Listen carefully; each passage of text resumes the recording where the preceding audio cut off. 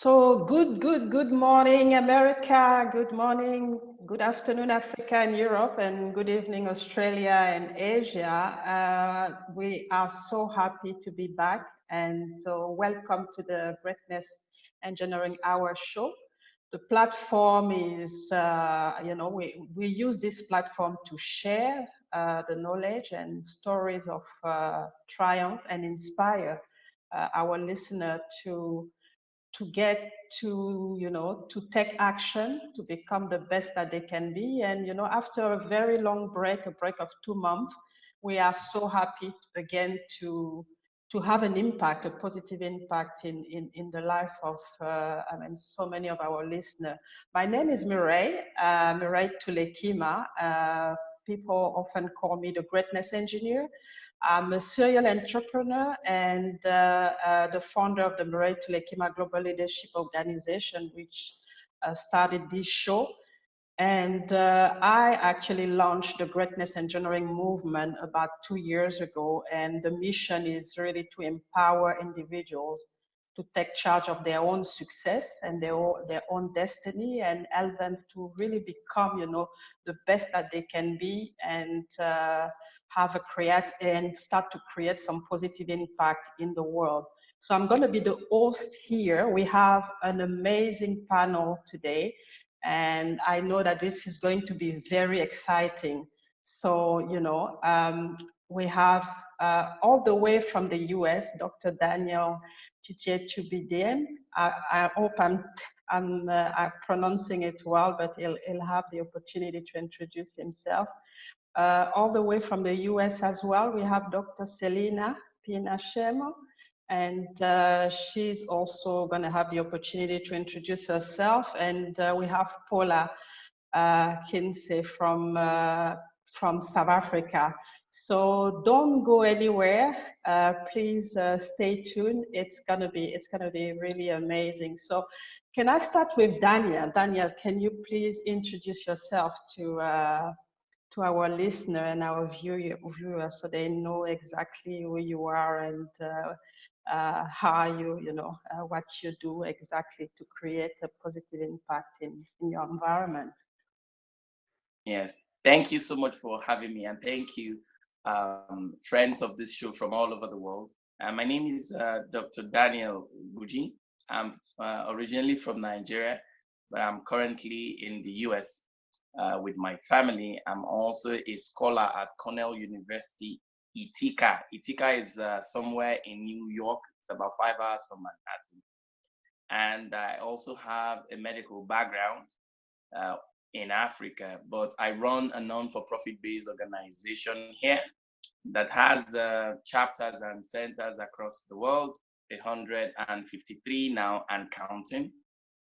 And then we advocate for the climate change action or the climate change crisis. We use innovative ways in our own little way, primarily by recruiting people online, especially getting young people to take action on climate change rather than being online and do some of those negative vices that some of the online platforms have been associated with. We get them to take action offline. So it all started as an online movement and grew to about 35,000 online active membership.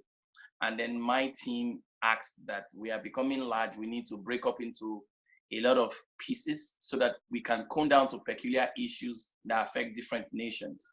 So as you're all aware and your guests are aware, climate change seems to be like more on the agenda right now on most global agencies. I'm currently attending the United Nations Climate Change Summit, and I'm also attending the UN General Assembly. Part of the talking point and some of the resolutions you all get to hear is that there's need for us to take action on climate change. If we don't, it's going to worsen our socioeconomic parameters. Things are going to get bad. Not only that, it's going to take lives and destroy properties and maybe begin to prepare us for extinction. Yeah, I know somebody's saying, no, is that on the extreme? Yes, we already are aware that some animals and some species are no longer going to exist again. They call it, scientists call it the sixth extinction has started already, and it may get worse. So what we do is raise awareness about the impact of climate change by using innovative ways, poem, music, sports, recently technology. We've been able to get and design apps. I design content around apps.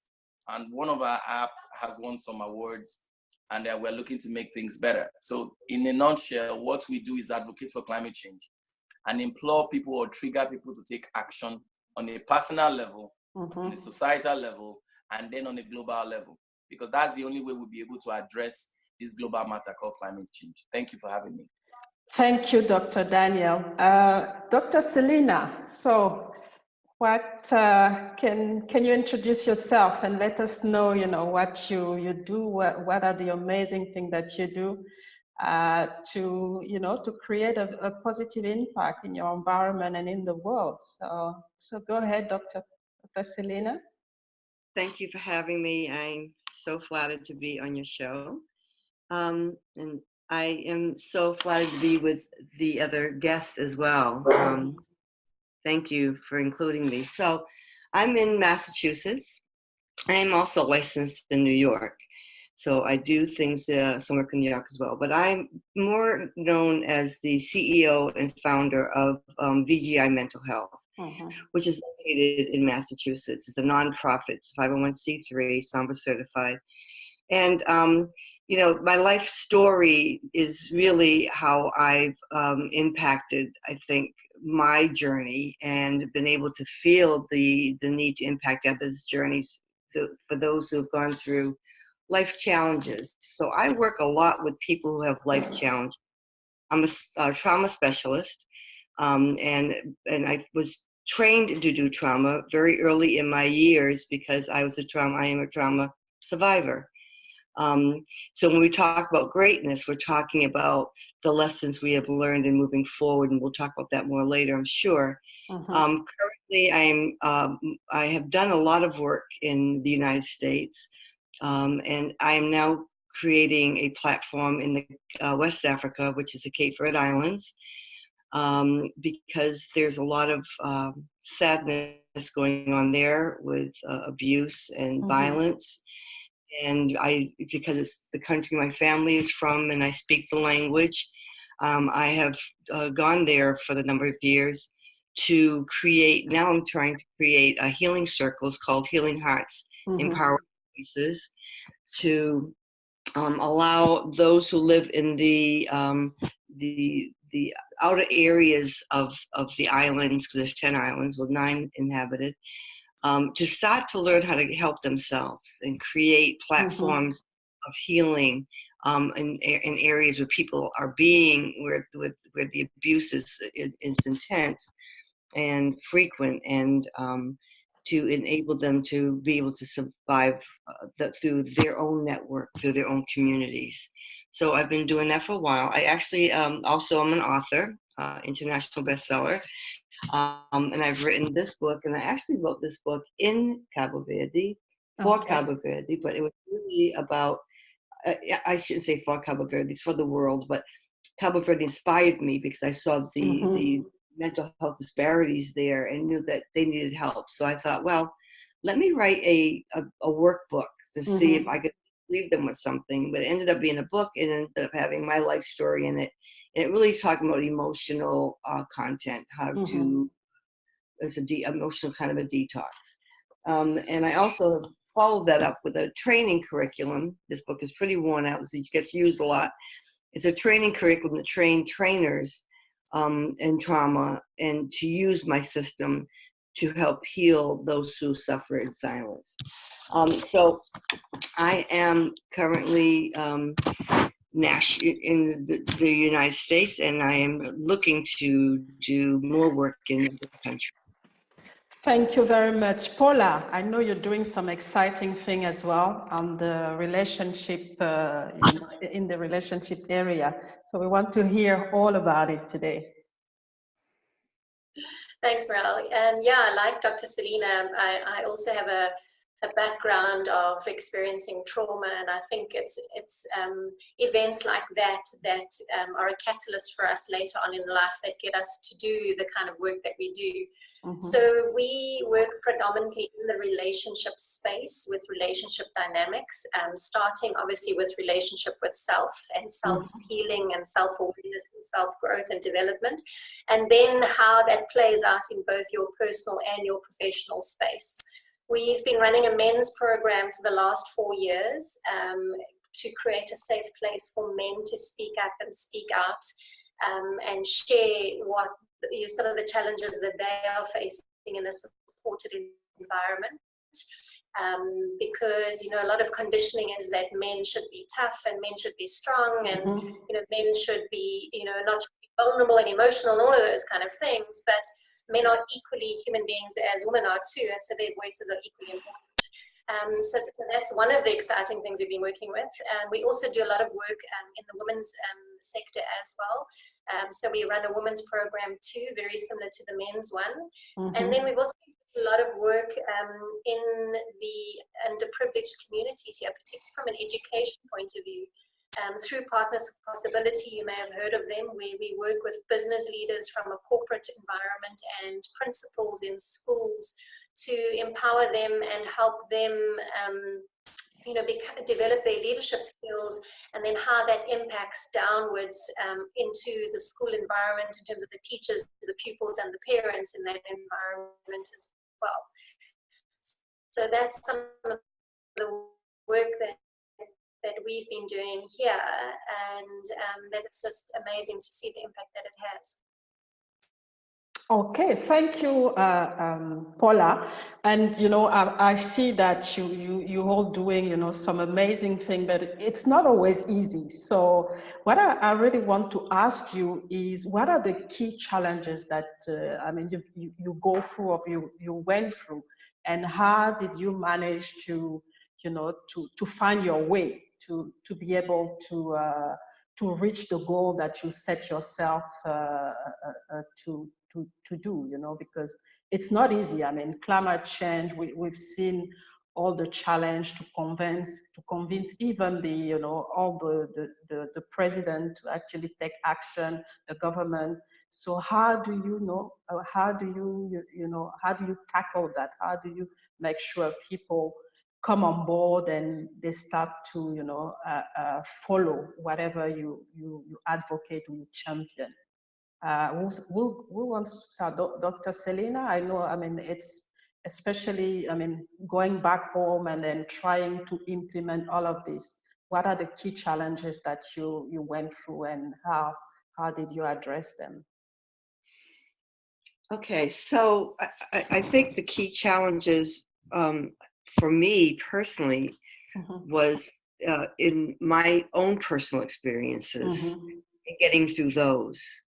Because those challenges began at 8 years old, and from 8 years old to 36, I had to have those lessons, and they were compounded by many things. So I think getting through those challenges have helped me to recognize, to see sensitized, and to want to understand that no matter what happens to us, we just need somewhere to guide us, somewhere to get guidance.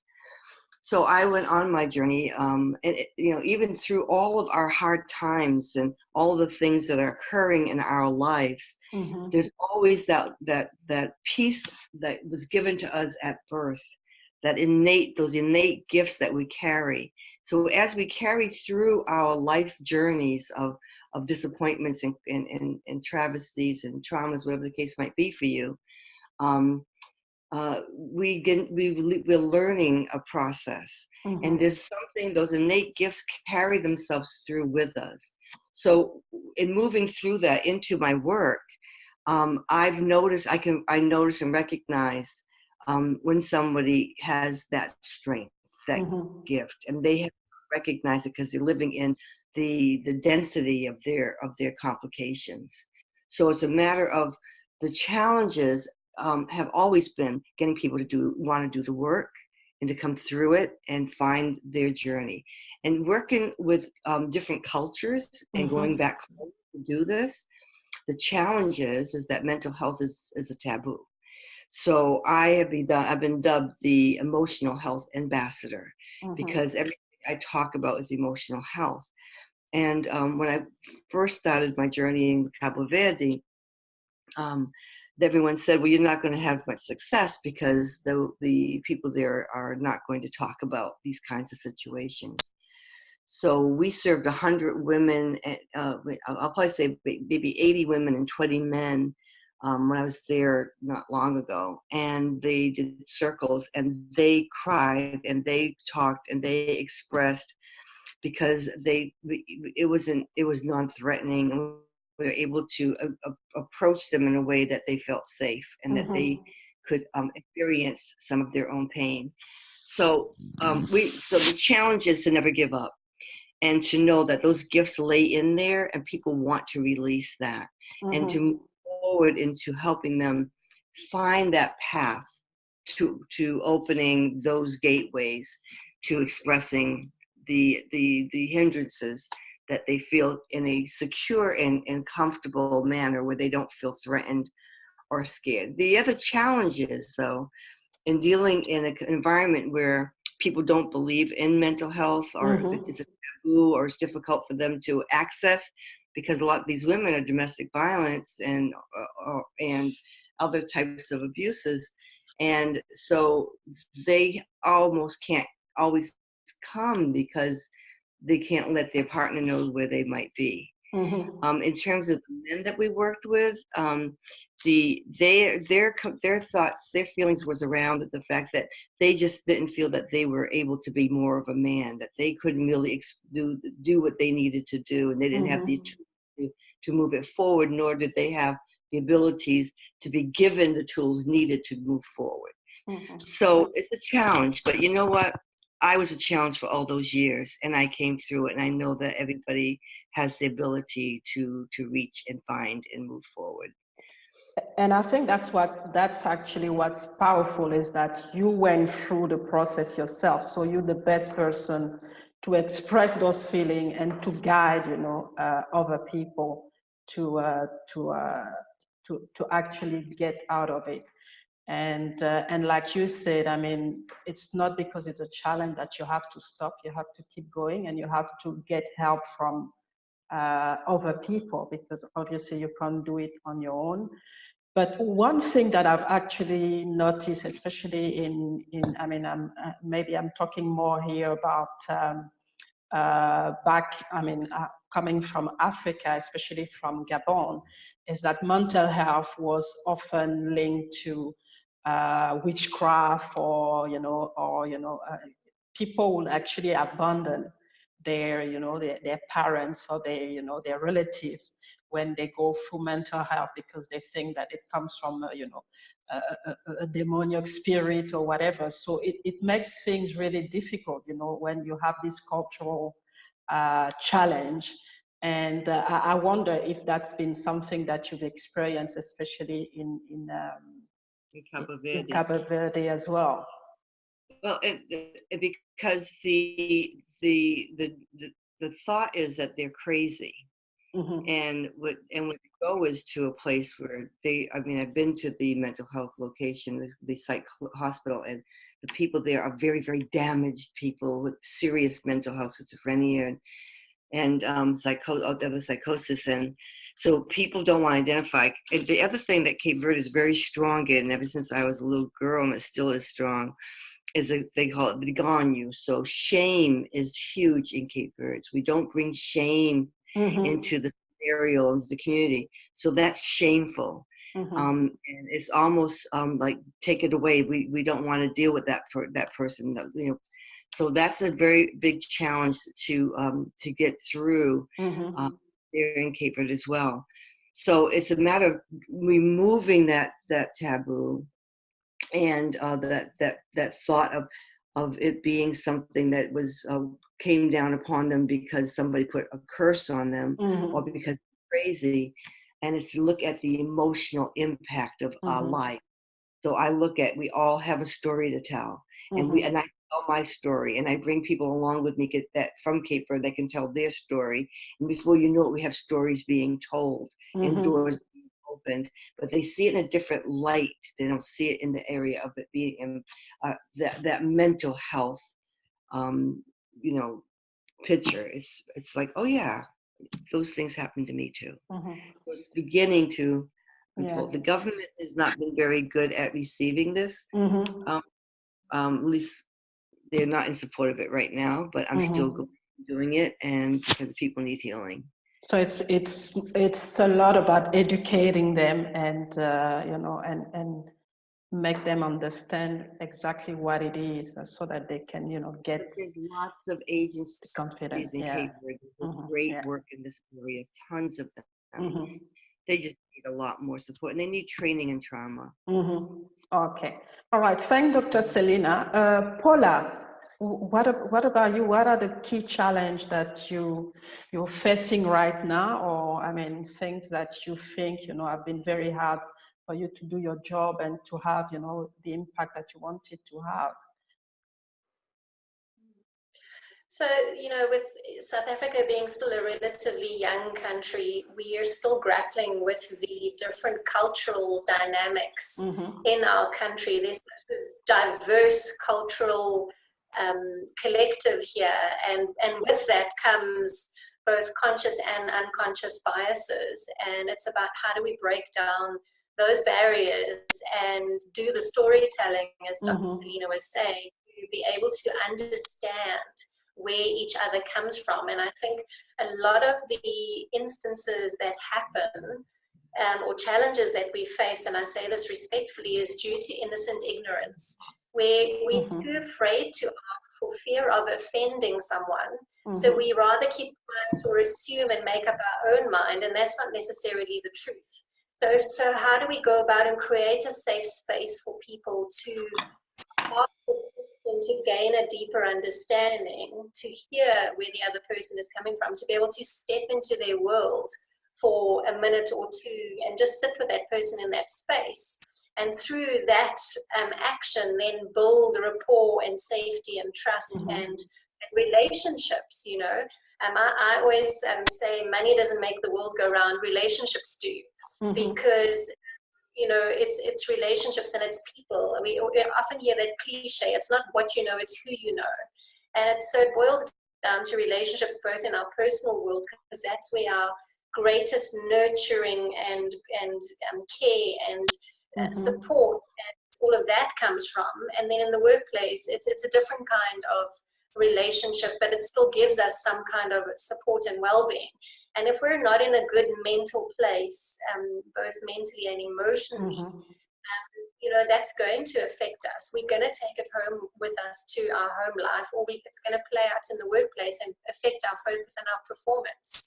So, it's about creating those safe spaces to really let the walls down and see each other first and foremost as human beings, because that's what we are. Before you add all the other labels of male, female, race, culture, etc. And so that's some of the challenges that we're facing here. You may have seen in the news recently, we had the gender violence and the Am I Next campaign, where we've had quite a big burst of gender violence recently in our country, and so much so that there have been protests and marches here by women who are really expressing their voices and wanting to be heard. They too they have a say and an equal right to safety and security in our country. So that's one of the biggest challenges we're facing right now. Yeah. So I saw all the march, and I've been watching the news as well. All the young ladies being raped and killed, and I don't know. I mean, how do you address that? Do you know exactly the root cause? Because that's the thing to get down to, the root cause of all this violence and all this of this type of behavior. Do you have any idea? Is there something going on to try to address that, or is it anything that you've looked into? So there's a number of factors that are contributing to it. One of it is the legacy, obviously, of the country. Then two, from a cultural point of view, in terms of whether it be religion or faith-based, where, you know, women are seen as a subservient sex, so to speak. And then also, you know, women are becoming much more independent, so they both financially and from an educational point of view. So women are becoming more outspoken, they are more driven, more ambitious, and I think that is challenging men nowadays in terms of what is their role and where and from an equality point of view, you know, so I think some men are being challenged by that in terms of how do they fit in now? What is their place in this world, especially if they have a partner that is equally ambitious and driven and wants a career for themselves. And then just, you know, the stresses of life, especially in this country where both partners have to work from a financial perspective. So it's creating that busy life, that lifestyle where we're constantly busy and we are constantly connected to devices and technology and stuff that is keeping us disconnected. So we're living in a connected world, but we're actually disconnected from self as well. Yeah. So what am I feeling? What's going on inside of me? Where am I at? Am I even happy these days? You know, often we'll ask people the sort of standard questions. Who are you? What do you do? What car do you drive? What house do you live in? But we never ask people, the question is, are you happy? Exactly. And I think people are searching for meaning and purpose, and we've lost a lot of that and our identity along with it. Okay, that's now that's powerful, and I think sometimes we tend to not focus on, you know, all those what they call soft skills. I actually call them strong skills, because those are the skills that are actually driving us in every area of our lives. So it's very important that we go back to those core skills and get educated again and to how to, you know, capitalize on them. So thank you, Paula. Dr. Daniel, from on your side, I mean, like I said, climate change is a big, I mean, it's been talked about everywhere. There are a lot of initiatives, a lot of people, but at the same time, we've seen a lot of resistance, especially at the top of the, you know, power in some countries. So how do you go through all those challenges, and what do you do on the ground to keep going and keep, you know, this campaign awareness of the danger of not doing anything?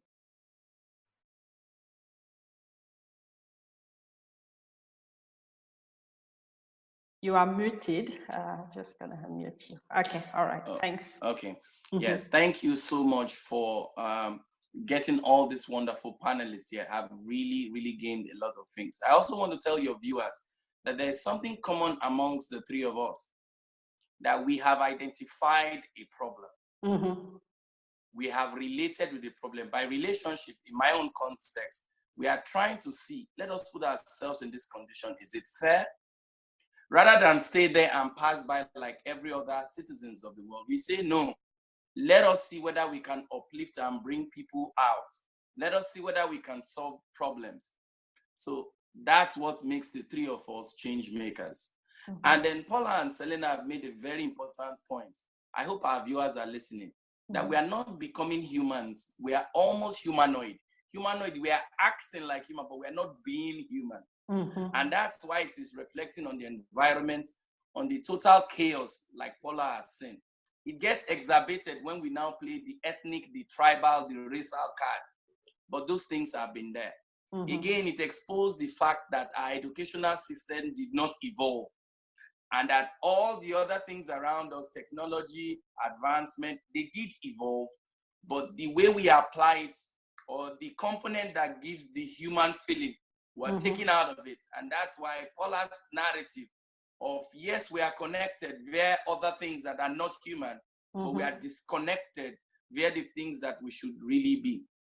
For us in Team 54 project, we equally have those challenges, like you rightfully have said. And those challenges have a lot of strategies or a lot of compartments. Yes, we have a global disconnection or a global negative leadership that should help us, mankind, begin to create a better, cleaner, a safer and healthy world. We equally have individual and personal challenges that we should also try to address and bring to the forefront of the discussion on how best do we create an excellent environment for ourselves. In Team 54 project, my organization is a non-for-profit based organization registered here as a 501c in the United States, but has impact across the world. We developed what we call an all-inclusive concept. We realized, just like my other panelists, Dr. Celina and Paula has said, we realized that people want to find a sense of belonging. People want to be included in the narrative of trying to journey with you in this world. People want to feel recognized. They do not want to be pushed aside like shafts. And people want to know how best can they contribute to the problems around them. And as you know, climate change is a global problem, just like mental health. It is a global problem. I have people in my direct family that are having mental problem, and I have millions of people in Nigeria that I know that have mental problem. If you go online, you'll see we're having a lot of issues.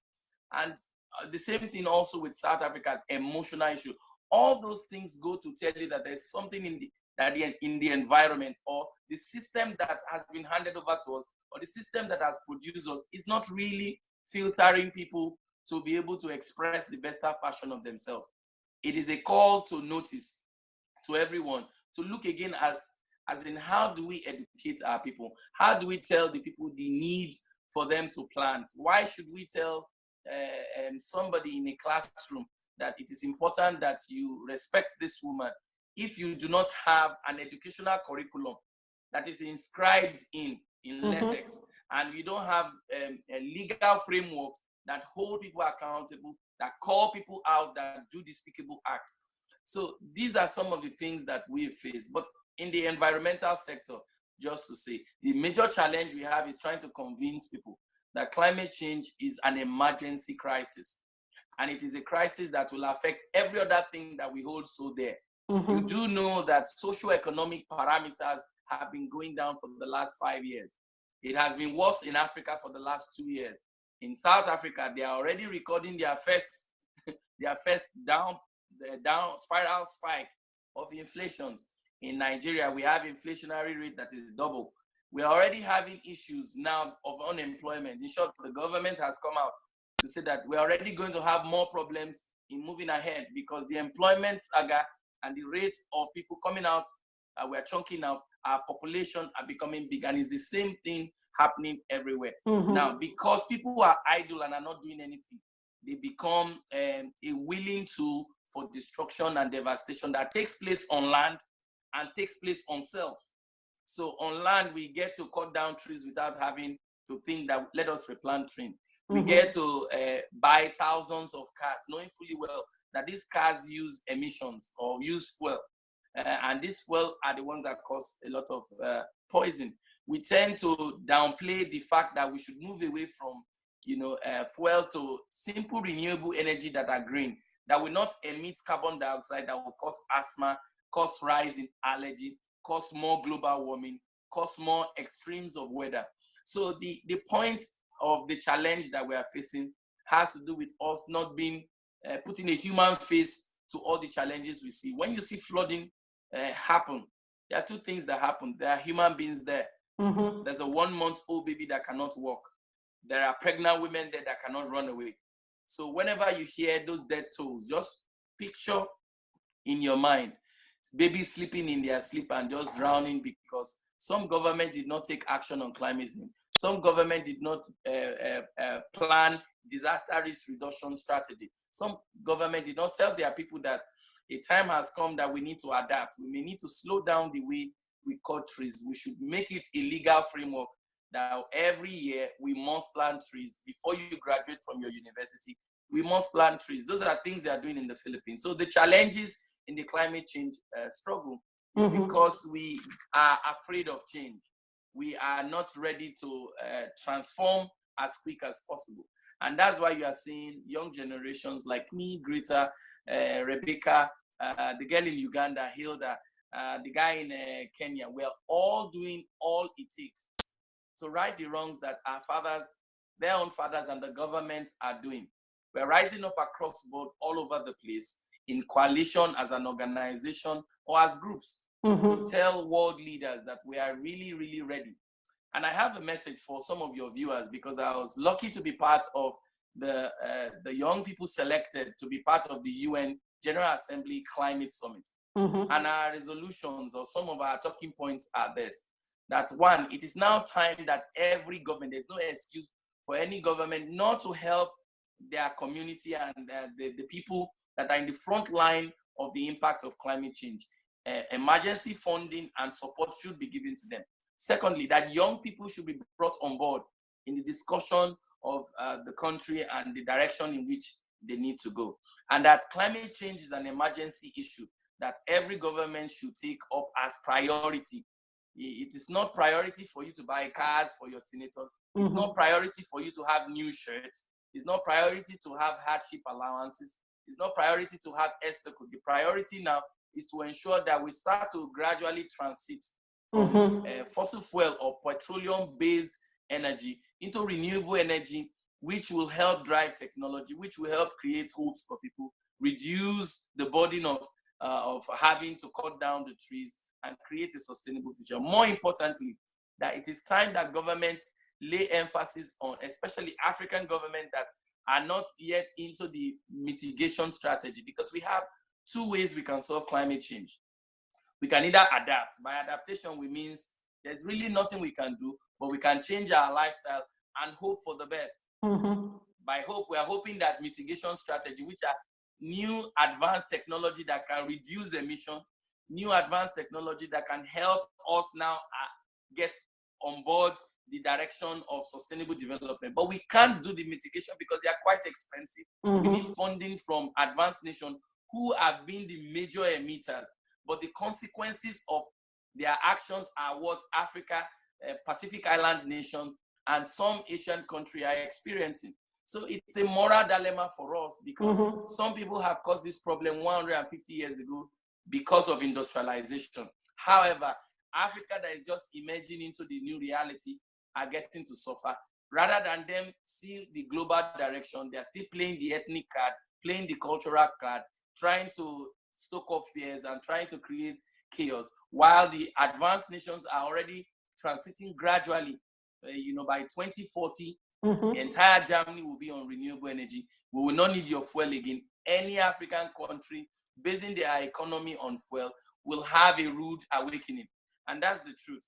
So I'm thankful that you're using this platform to tell our viewers that it has not been easy for many of us that are change makers, that have identified a problem. The problem of climate change is a global problem. We have related with it to know which are the challenges that people have. For us, for now, vulnerable communities, that's Africa, Kiribati, and some part of Asia, our major challenge now is adaptation. So Team 54 Project, my organization, decided to look at how we can develop an app that can help notify farmers in South Africa, in Nigeria, in Timbuktu, in Mali, in Cape Verde, where we have our members too, on how to react to extreme weather. When the flooding is about to come, they have 4 days, 2 days heads up of how to move to the highest point. We also have this app also that can also help with space-based technology in real time, help government officials know those spotty areas and how to plan and manage their city, build gutters that can channel water away. We also have an element of education for people to know you can't build along where the water pathway is, because we're going to have more serious flooding ahead. I think the point is that our people need to get educated. There's no free lunch in Freetown. There's no person now, no government in advanced nation that is willing to give you anything. Trump has made it clear. The eras of freebies and giving you donations are all over. You have to take action so yourself. it's sad, and it is time for you to elect people that will meet your aspiration, but more importantly, that will keep you on top of what global issues are going to. So I am so grateful to use this opportunity to tell our viewers that climate change is real on the African continent, in the Pacific Island nation, and in everywhere in the world. And it is up to me and you to do simple, basic human things, like switching off your lights, like living a modest life. You do not need to have fancy clothes. Those things are the things that drive consumption. Consumption or irresponsible consumption drives emission. Emission creates the pollution in the air. Pollution in the air distorts environmental factor. Environmental factor creates weather pattern to become very hot and very hospitable. Inhospitable environment creates mental problem. People become so stressed. People easily freak out, and people freaking out now means they will need to take action. So whatever we are expressing now is as a result of what we have put into the environment. It is time we return back and put a human face to what we do. Let us plant trees. Let us be our brother's keeper. Let us show love. Let us be compassionate. Let us respect one another. Let us drive the better part of ourselves. And that's the language 3 of us here on the panel are all trying to preach. Thank you. Thank you, Doctor. That's very powerful message. And like you said, the education part at, especially at the low level is very, that's the way to go.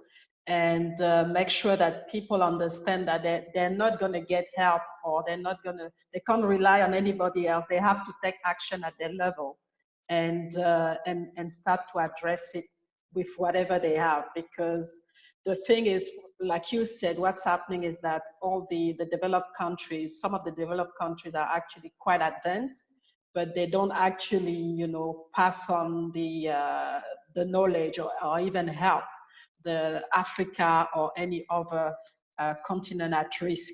And so it's very important that, people living in those communities actually take action themselves, empower themselves, and get to get to solve this problem at their level, because it's not going to happen. I mean, there's a lot going on. I'm myself working to the oil and gas industry, and I can see that all the big multinationals are actually trying to do things to focus on clean energy and really tackle the problem, but it's still not enough. And there's still a lot of money made, while using fossil fuel, and generating energy from fossil fuel sources. So that's the challenge. That's the big challenge right now. People tend to follow the money instead of following what's good for the human race, and that's the battle that we're going through right now. So we have now 15 minutes. We have 15 minutes from the end of the show. What I wanted to ask each one of you is what is the main message of that you want to tell the listener, or the next generation, especially, that would actually empower them, inspire them, and something that things that you learn, tips or things that you've learned along the way in your journey, and you feel that it's very important for them to know and to actually follow. So I'll start with Paula. Paula, what do you think? So I think for me, the biggest lesson and gift that I would like to encourage others to do is the lack of judgment. So we have no right to judge another, but we have the right to hold the space for another. And just by holding this space and listening, we can create a connection, and with that connection, we can create a relationship with the human being that is sitting in that space that we are holding. And with that, create equality, because we all are equal human beings at the end of the day. And if we can just bear that basic principle in mind, I think it would create much more healthier connections and relationships and people and communities and nations at large. Okay, thank you, Paula. That's a strong message. So no judgment, but be open to other people and help them through when we can. So that's a very powerful message. Dr. Daniel, your message to, I mean, you're obviously still young, for the next generation or for the listener, based on your journey and challenge that you went through. What message do you want to? So thank you so much. So my brief message is also in line with what Paula has said, and in line with what you have said. As young people, you don't have any excuse to depend on government. Identify a problem in your area. I was able to identify that climate change is making it difficult for my own ethnic group in the southeastern part of the country, and then globally to be able to make ends meet, especially agricultural wise. It's causing flooding and people are dying. And even health-wise, it is increasing the level of allergy. So the only option I had, how can I be able to address this problem? And since the problem is a global problem, I needed to go globally. So I needed to start looking for partners that are outside the confines of our continent and see how I can bridge them together. So for young people, identify a problem and try and bring every person that has ideas and experts on one hub or one platform. So I use the digital space to, after identifying the problem, to bring them on board the digital space, where I created our criteria and our memorandum of understanding for discussion and deliberation. And when that is done, I asked them, how can we provide solution to some of these issues? Of course, I have at the back of my mind some knowledge, because I've been taught and I've been trained and I have fellowship in climate change issues. But I wanted to know how it affects them on a peculiar issue. And Paula is right. People need to listen. You need to listen to how people are doing and then see. And from there, you actually get their results and get their problem and iron it out. And when they have given you some of the contributions that you have with your education and with your knowledge and with your team, you must be able to build a wonderful team. And shout out to all my team members across the world, Melissa, my friends in Australia, Kenya, Chance in the United States. Young people working together to create the brand that we have called Team 54 Projects. And then once you are able to identify those solutions, the next thing is, let us now take action. So we created a digital space by identifying a global problem. We gathered them together to get a consensus on some of the issues and how it particularly affects them. Then we now create a concept note on how to take action and domesticate this action on there. Not only that, we now took all the actions they are doing as individual to the global scene to present it across the world at the UN.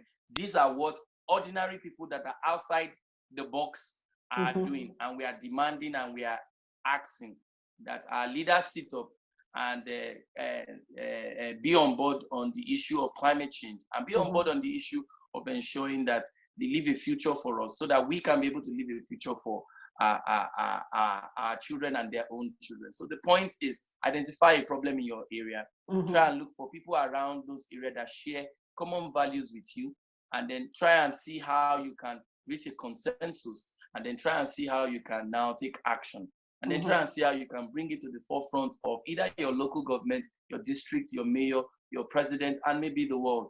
And that way we'll be making the world better. Thank you so much.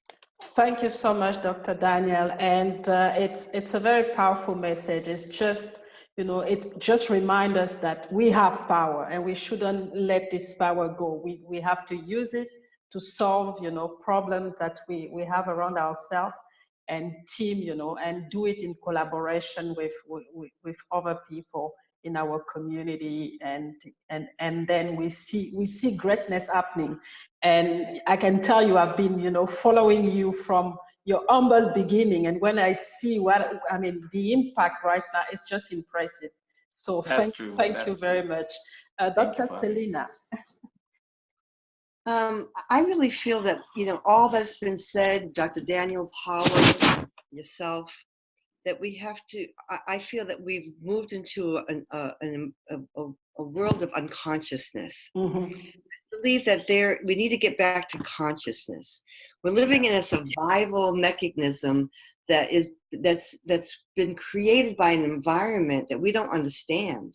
like the climate change, the relationships, the heartfelt love that we don't give, all of the senseless killings and mass murders and in our government, and Trump has confused so many in his. We could talk for hours, but there's so much coming at us that we can't process. So, I believe that when we become absorbed in our environments, we believe that that's okay. And we lose our consciousness, and a consciousness of sensitivity, a consciousness of feeling, a consciousness of wanting to find change, a consciousness of wanting to be outside of our own box and in somebody else. We lose consciousness and perception. So now we have consciousness that's recreated in us because we're surviving. All the environments that we're influxed with, we're trying to survive them, but we don't understand the impact that they're having upon us. So we need to have a global voice because we need global detoxification, because we are in a global crisis. And when we're in a global crisis, it's changing and shifting who we are, whether we know it or not. And it's changing our perception. So how we may have perceived something, or we may have learned it yesterday, the power that's outside of that is so influential that we kind of lose sight of who we are. And we kind of. So I think that's why we see that people can go out and do these heinous crimes now, which it's almost like they've given, like somebody just injected everyone and said, and I don't want to say who I think injected them, but it's okay. But you're right. You're right. It's okay to not like these Mexicans. It's okay to go kill these folks over here. And it's fearful. And the other thing we're not identifying is the fear that we're living with, because I live a peaceful life, and I basically, I feel I'm a healer, but I know that I'm being influenced by what's going on in the world. Because now, when I leave the grocery store, I'm afraid to park too far away. I'm not quite sure what might happen. I mean, because it's causing anxiety amongst those who think and heal and feel and do. Can you imagine what the rest of the world is feeling? So this is a global crisis. We need to identify it, because the more consciousness we lose, the less effectiveness we're going to have. And we all stand in the midst of greatness, but we have to be able to fill our hearts, like Paula said, with love. I know, Paula, you're into heart math. I am too. It's about breathing that gratitude, that appreciation, that love, and extending it and radiating it out there. We need more people going to the UN, being part of that whole nation of people who can go around the globe and bring that heart love to everyone. We need to speak up. We need more natural kinds of remedies. We need things to be resolved. We need to change our perceptions. And as long as we have these perceptions that keep on shifting, and we can't keep up with them because there's something else that comes that infiltrates it, we continue to have this kind of what I call in my book the blockage or the stoppages or the flatlining that occurs because we all have a story to tell, and not all of us have told our story. So in our thread of life, when those shifts come, it takes us back to a time that maybe we haven't addressed. And so we have to be conscious of that in order for us to continue into our greatness. Exactly. Wow. So that's powerful. And at the end of the day, and if I listen to all of you, we are all connected. So if we can't separate ourselves from anybody, whatever, if we're harming a community or we're harming somebody, we're harming ourselves. So it's time to be conscious. It's time to go back to a real humanity and really, start to create this greatness and engineer greatness wherever we are, because everybody is going to benefit from it. So thank you very much for those insights. It's been wonderful. And just wanted to ask you, if people want to reach out to you, how do they do that? Because with all of that, I'm pretty sure some of them would like to continue the discussion separately if they can. So Dr. Daniel, let us know how we can reach So we have a website, a very interactive website, team54project, one word, .org, O-R-G, team54project.org. And you can also send an email to our office, information, but info, I-N-F-O, at team54project.org, one word. Thank you. Paula? So I'm on all the social media platforms. Okay. I'm on Instagram, Facebook, Twitter, and LinkedIn, and my website is paulaquinsee.com. Okay, thank you, Paula. Dr. Celina?